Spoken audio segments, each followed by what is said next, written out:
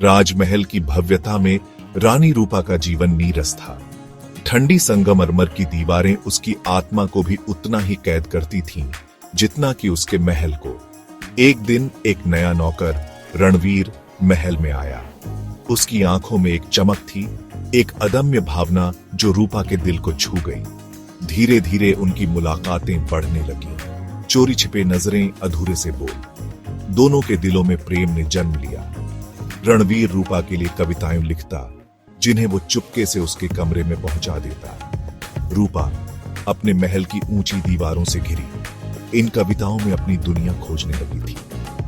उनका प्रेम एक पवित्र बंधन था, दुनिया की नजरों से दूर, अपनी ही दुनिया में खोया हुआ। पर हर रात के साथ डर भी बढ़ता जाता। महल की दीवारों के भीतर कुछ भी छुपा नहीं रहता। रूपा और रणवीर का प्रेम भले ही गुप्त था, पर अफवाहों का बाजार गर्म था। दासियों की फुसफुसाहट, नौकरों की चोरी छिपे नजरें और राजा के कानों तक पहुंच ही गई। राजा विक्रम एक क्रूर और शक्की शासक था। अपनी रानी पर शक करना उसके लिए असहनीय था। उसने रानी की जासूसी करने का आदेश दिया।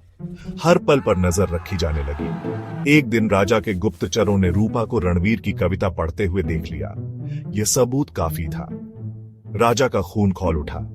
उसे विश्वास हो गया कि उसकी रानी ने उसे धोखा दिया है। राजा विक्रम ने रणवीर को तुरंत गिरफ्तार करने का आदेश दिया। उसे महल के सबसे अंधेरे तहखाने में कैद कर दिया गया। रूपा को भी राजा के क्रोध का सामना करना पड़ा। उसने रूपा पर झूठे इल्जाम लगाए, उसे अपमानित किया। रूपा ने रणवीर से अपने प्रेम को स्वीकार किया, अपनी बेगुनाही साबित करने की कोशिश की। लेकिन क्रोध में अंधे राजा ने उसकी एक न सुनी। उसने दोनों को मौत की सजा सुनाई। सजा दीवार में चुनवा देना, एक दर्दनाक धीमी मौत।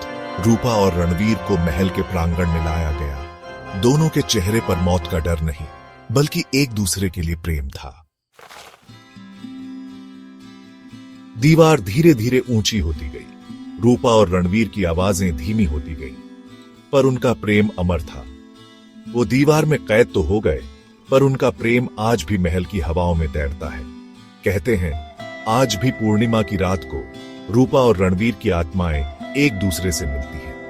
उनकी प्रेम कहानी एक मिसाल बन गई, एक यादगार कि प्रेम मृत्यु से भी परे है।